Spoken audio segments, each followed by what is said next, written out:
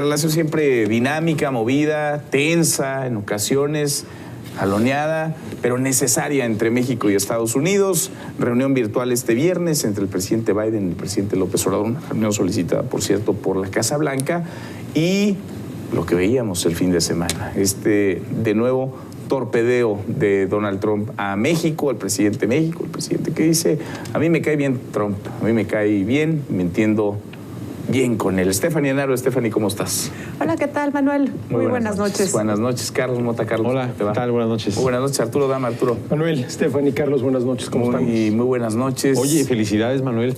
Yo creo que es prudente interrumpirte para decir felicidades a todos, ¿no? Los que hemos estado en esta mesa. Felicidades acá. Y sobre todo a ti, que lo has conocido de manera extraordinaria estos 2 años. Así que hay que congratularnos por este gran esfuerzo. Te lo agradezco mucho. Y además de las felicidades, las gracias por la oportunidad. No, hombre, a ustedes, al contrario, a ustedes. Siempre escucharles es muy aleccionador.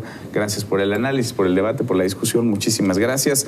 ¿En dónde está, Carlos, la relación México-Estados Unidos? ¿En qué momento se encuentra? Mira, yo sí creo que seguimos en un impasse muy particular entre la relación del presidente Biden con el presidente López Obrador.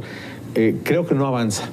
Creo que estamos atrapados en un limbo en donde los mecanismos no están funcionando lo suficientemente bien para aceitar un buen camino mutuo de las dos naciones. Y me parece que eso ya encendió focos anaranjados en los Estados Unidos cuando ocurrió, por ejemplo, todo ese tema de la discusión energética de la ley que el propio presidente López Obrador presentó al Congreso, que al final pues no fue aceptada, pero él dice ahora es constitucional la ley eléctrica del año pasado y vamos a decirle a las empresas de autoabasto que se cancela todo esto. Todo este entramado energético que hemos discutido en otras ocasiones lastima decididamente la relación con los Estados Unidos en los términos en los que está, a pesar de que pues no se aprobó la parte constitucional. La parte migratoria me parece que sigue siendo sumamente compleja, con millones de aristas y con la elección estadounidense en puerta, reflejando una urgente necesidad para la ciudadanía estadounidense de que se tome algún tipo de determinación un poco más permanente al respecto de ese problema que tienen en la puerta. El tema de comercio bilateral, que es lo que aparentemente funciona mejor, ¿no? Con exportaciones muy vigorosas de parte de México a Estados Unidos, pero que no termina de ser una narrativa mutua. Parece que estamos como regateándonos a ver ahora de qué te voy a demandar. No entramos en el tema de proveeduría decididamente, digamos, óptima de la parte de los autos, las autopartes de los nuevos vehículos eléctricos. No estamos en la misma narrativa. A pesar de eso, afortunadamente, pues estamos exportando mucho y también importamos mucho de los Estados Unidos. El tema de las armas, que tenemos una demanda vigente en los tribunales de los Estados Unidos para que se les haga copartícipes o corresponsables a las empresas de estas armas que fabrican de lo que ha ocurrido en nuestro país. En fin, yo creo que tiene una cantidad de aristas en todas pues muy compleja la relación, y no veo cómo los mecanismos que se han estado anunciando en papel y diálogos de alto nivel y todo eso hayan ayudado a que esto mejore. ¿No terminamos entonces de hacer clic? Yo creo que no. Biden y López Obrador no terminan de hacer clic. Stephanie, ¿cómo lo ves? Mira, yo creo que hay que entender esta relación de la misma manera en que inició. Es una relación que inició en una pandemia, con fronteras cerradas, con mucha distancia de por medio, diferencias en las formas, y en este momento se encuentra en un contexto global en donde la geopolítica se ha vuelto tóxica. Uno de los temas centrales que se dice que se va a tratar en la llamada de este viernes es el tema de la migración. Sí. Ha aumentado la migración incluso de los mismos mexicanos, que si lo comparamos con el ejercicio fiscal del 2019, ha aumentado en un 268%.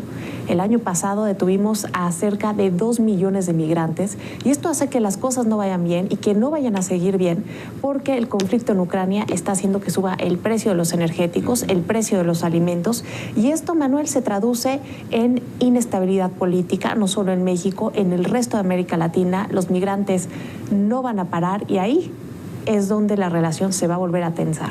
Bueno, a ver, no va a parar la migración, y el que tampoco parece va a parar es el gobernador de Texas, ¿no? Greg Abbott, que está desatado, poniendo no solamente muro, porque él decidió emprender su propia obra, construir su propio muro, sino imponiendo sanciones a los estados fronterizos y a los gobernadores, haciendo las veces ahora de policías, digamos, antimigratorias, ¿no? Deteniendo a los migrantes que intentan llegar a Estados Unidos. Y luego, mira, aquí la pregunta interesante estadounidenses, cómo el tipo de relación que llevan los gobernantes, Biden y López Obrador, por poner un ejemplo, afecta la vida diaria de los ciudadanos mexicanos y estadounidenses, el bienestar de mexicanos y estadounidenses, que eso es lo que verdaderamente importa, porque aquí al hablar de la relación México-Estados Unidos, a ver, estrictamente hablando, México no se relaciona con Estados Unidos. Habemos mexicanos que nos relacionamos de muchísimas maneras, una de ellas es la comercial, con estadounidenses y estadounidenses que se relacionan con mexicanos. Pero los gobiernos sí se relacionan. Y luego hay un estadounidense muy particular, que es el presidente de aquel país, y otro mexicano muy particular, que es nuestro presidente, que se relacionan de determinadas maneras, con sus coincidencias, con sus desencuentros. Y aquí lo interesante es ver cómo esa relación entre dos personas, que claro, son los presidentes del país, pueden afectar, ¿sí?, las relaciones de mexicanos y estadounidenses. ¿Cómo serían esas relaciones entre mexicanos y estadounidenses si no hubiera, por ejemplo, esa frontera entre los dos países? Pues muy probablemente como son las relaciones de los mexicanos de los distintos estados de la República, un tamaulipeco con un veracruzano.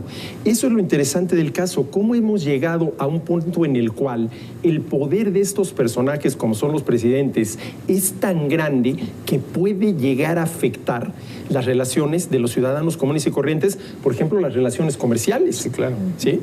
Hombre, yo simple y sencillamente, si tengo el poder para eso, pues prohíbo la importación de un producto estadounidense, con lo cual ya estoy afectando al consumidor mexicano.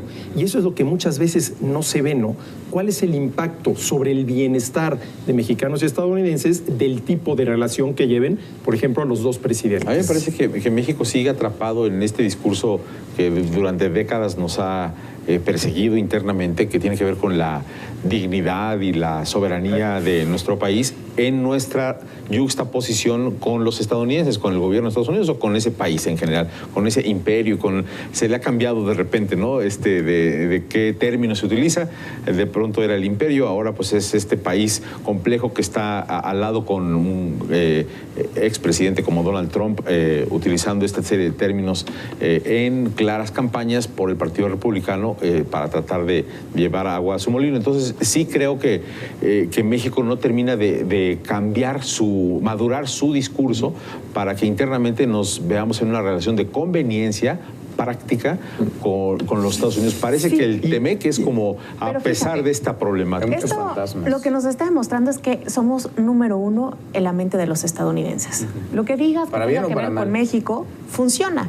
Y precisamente por eso nos usan como posicionamiento. Donald Trump, cuando era presidente, no paraba de actuar como candidato, y ahora que ni siquiera es candidato, quiere actuar como presidente, hablando de su era dorada. Ahora también esto nos pero qué duro que le siga redituando en términos electorales criticar como critica a México y a su gobierno. Es que justamente, y que en este gobierno tenemos una retórica igual que la de López Portillo, cuando decía que los débiles solo los queda el respeto. Seguimos igual analizando con un marco extemporáneo porque no avanzamos. No avanzamos. Mira, esto que acaba de decir Stephanie, que a los débiles solo nos queda el respeto, ahorita en el clip que vimos de López Obrador dice, es que respetuosamente Biden pidió la comunicación. Bueno, ¿por qué se subraya lo de respetuosamente? O sea, ¿por qué por eso mismo que dice Carlos, ¿no? Porque siguen estos fantasmas ahí. Estos fantasmas, ya deberíamos de haberlos superado, ¿no? Lo que pasa es que internamente no tenemos una vocación de hacia dónde va el país, y como no la tenemos, pues nos atrapamos en estos temas que refieren la dignidad, el respeto, la soberanía, que ocurre para otros temas, ¿no? Como lo energético, y donde tristemente ningún líder de este país ha logrado hacer que la sociedad supere, madure y nos lleve a otro momento de discusión interna, ¿no? Y por eso la relación bilateral está en un momento tenso, porque así como entre las relaciones entre las personas, cuando alguien te dice tenemos que hablar, es porque hay problemas, y Biden le dijo a López Obrador tenemos que hablar. ¿Y por qué tienen que hablar? Porque después de lo que vimos también el pasado fin de semana, Donald Trump agarrándonos como piñata nuevamente, el presidente López Obrador con muchas, con muchos frentes abiertos. Está el tema eléctrico, o estaba el tema eléctrico, hoy reunión en el Palacio Nacional con algunos empresarios, que no es, menor, el embajador muy activo, el embajador Ken Salazar en nuestro país. ¿Por qué? ¿Por qué tendrían que hablar en estos momentos los presidentes, sin que además quede muy claro de qué van a hablar, por lo menos del lado mexicano? El embajador dijo que no sabía. No sabía todavía. Pero la Casa Blanca emitió un comunicado diciendo que iban a hablar con respecto a la 9ª Cumbre de las Américas, que va a ser en junio en Los Ángeles, temas de cooperación económica, cooperación migratoria, y también cómo van a ser en junio. En junio. en Los Ángeles. Y ahí es donde se van a encontrar en persona López Obrador y Biden. Va a estar muy interesante. Y para eso tienen que hablar 2 meses antes. Y yo no descartaría lo que está ocurriendo en la geopolítica global, que ya lo estaba citando. La guerra de Rusia contra Ucrania está haciendo que las cosas se definan para muchos países. Y México ha coqueteado insanamente con Rusia por razones que pues simplemente se explican por la forma de pensar de la izquierda radical mexicana, que está inundando varios espacios de la discusión pública. Y eso ha ocurrido en la Cámara de Diputados con el Grupo de Amistad, y eso no es grato para los Estados Unidos. Y Estados Unidos quiere, muy posiblemente, yo creo también, saber frente a quién está parado y con qué determinación. Es cierto que México ha votado a favor de las resoluciones de la ONU, pero es un tema muy sensible para los estadounidenses y para muchos europeos que dicen cómo es posible que México no esté más vigorosamente apoyando esta circunstancia en contra de Rusia, que claramente está invadiendo a Ucrania. Hay una cosa interesante que yo llevo ya algún tiempo preguntándome: ¿hasta qué punto la izquierda mexicana no confunde a Putin y a su gobierno con lo que fue en su momento la Unión Soviética? Sí, claro, y creen que es la Unión Soviética. Bueno, eso ya se acabó. Ya no sé si esos señores a quienes aludimos como la izquierda mexicana sean de izquierda o sepan qué son, ¿no? Porque son estos radicales del PT que lo mismo le hacen odas a Kim Jong-un, el dictador norcoreano, que van y apapachan al embajador ruso en Cámara de Diputados con este grupo de amistad.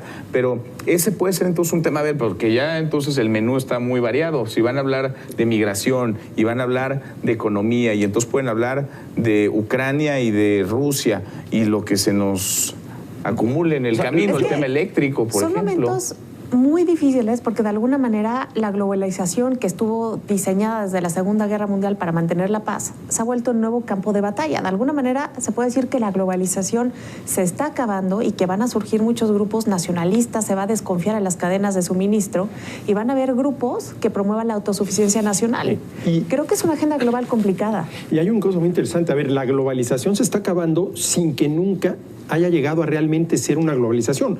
Había zonas globalizadas en las cuales los gobiernos de los distintos países empezaron a eliminar las barreras para que sus ciudadanos se relacionaran. Por ejemplo, el original, el TLC México, Estados Unidos y Canadá. Pero se crearon regiones integradas al interior, pero que se acababan enfrentándose, por ejemplo, comercialmente con el resto del mundo. Entonces, a ver, esto que dice Stephanie, que además es cierto, parece ser que la globalización como la conocemos se está acabando. Lo triste es que esa globalización nunca llegó realmente a cuajar y a tener un mundo verdaderamente globalizado en el cual las personas de los distintos países pudieran relacionarse como más les conveniera sin que hubiera ninguna prohibición o limitación por parte de los gobiernos. Yo creo que a Estados Unidos le interesa saber que México está en el mismo barco que implica para los Estados Unidos la región norteamericana. Y a México le interesa saber que Estados Unidos le respeta la lancha en la que anda el propio gobierno. Entonces, sí, creo que son como y además, perdóname que te enviando un poquito. A ver, a Estados Unidos le interesa eso y a México, más que interesarle, le convendría. Le convendría. Es lo que le convendría. Sí, oye, pero, a ver. Pero es así como de conmigo no. Bueno, de entrada, geográficamente, ¿en dónde estamos? Y económicamente, ¿con quién estamos integrados? Ahora, a eso súmele que el malestar de la globalización se está juntando con el malestar de la democracia y hay muchos autoritarismos que están regresando a la región. Son temas muy complicados de una relación que de por sí ya inició complicada. Entonces, básicamente, la reunión es para medir lealtades, ¿no? O sea, para medir en dónde estamos parados, unos y otros. Ahora, eso habla de que pues no hemos hecho clic después de 2 años, 1 año y medio, no hemos hecho clic los gobiernos de México y Estados Unidos. Y con quien se ha hecho clic el presidente López Obrador, no es ninguna novedad, él mismo lo decía hace un par de días, es con Donald Trump. De cara a lo que viene en Estados Unidos, ¿qué tanto va a jugar México en la narrativa y en la realidad política electoral estadounidense? México va a ser protagonista, vamos a tener que pues endurecernos de la piel y aguantar, como hemos resistido durante el gobierno de Donald Trump, golpes, insultos, groserías? Yo creo que sí, y fíjate, estas declaraciones que acaba de dar no son el primer golpe que le da la piñata mexicana, son el segundo. Cuando inicia el conflicto entre Rusia y Ucrania, dijo, maravilloso lo que Putin hizo, yo debería agarrar y hacer lo mismo con México. Ese fue el primer golpe que nos dieron y lo confirma, ya arrancó su campaña con este tema. No, y si ves lo que está ocurriendo en la frontera, pues es algo caótico, ¿no? 200,000 personas de pronto en un mes estando entre atrapadas atrapadas o que si deportadas inmediatamente. Hay una fecha perentoria, ¿no? En 4 o 6 semanas de una disposición legal en los Estados Unidos para que cambien las reglas del juego para los migrantes y puedan eventualmente entrar a Estados Unidos, pero los republicanos no quieren para evitar y que se permanezca esta parte de expulsarlos instantáneamente hacia México. Claro, si cambia la regla en meses antes del tema electoral en Estados Unidos, yo creo que México permanecerá a conveniencia de los dos partidos, ¿eh? No creo que nada más de los republicanos, yo creo que de los dos partidos, pues para las supuestas soluciones que los demócratas dijeron que iban a tener y que no tuvieron tampoco, ¿no? Sin duda, sin duda. Las elecciones además que llegan en un contexto en donde Joe Biden no trae buenos números en términos de aprobación, en donde para los republicanos, y quizás eso sea de lo más preocupante, es altamente redituable en términos electorales y políticos atacar a México, a su gobierno, este discurso antimigrante. Kamala Harris iba a resolver el tema, ¿no? ¿Y dónde está Kamala Harris, no? Desaparecida. ¿No? ¿Quién es Kamala Harris? Tiene COVID. Tiene COVID, es la última que nos enteramos. Entonces México va a ser tema. Totalmente. Va a ser tema. Pero lo interesante es cuáles son los temas que van a discutir el viernes. Ahora es increíble que el presidente diga, me pidió Biden una entrevista, pero no sé cuáles van a ser los temas. A ver, eso solo lo haces cuando tu jefe te pide ir a su oficina, pues no sé qué quiere mi jefe, ¿no? Mi jefe, pero sí. Pero aquí es de jefe a jefe, aquí es de jefe a jefe, ¿no? Pues sí. Digo, es que no sé qué quiera. Uno pensaría incluso que se concilian, digamos, ¿no? Los temas, la orden del día, los tiempos para abordar cada uno de los temas, las comitivas que estarán ahí. Bueno, a mí me queda claro, quiero yo pensar que en estos momentos López Obrador tiene perfectamente claro cuáles son los temas. Digo, si no los tiene ya ahorita, a estas alturas. Y desde el momento, inclusive, oiga, señor, quieren platicar con usted de qué es lo primero que dice. ¿De qué? Claro. Pues lo veremos. Stephanie, gracias. Muchas gracias, Manuel. Carlos. Gracias, felicidades. Gracias, muchas gracias, Arturo. Felicidades, gracias. Manuel. Muchas gracias a ustedes. Muchísimas gracias por estar acá y gracias. Muchas gracias a usted por vernos. Acá nos encontramos mañana noche de jueves. Pásela muy bien.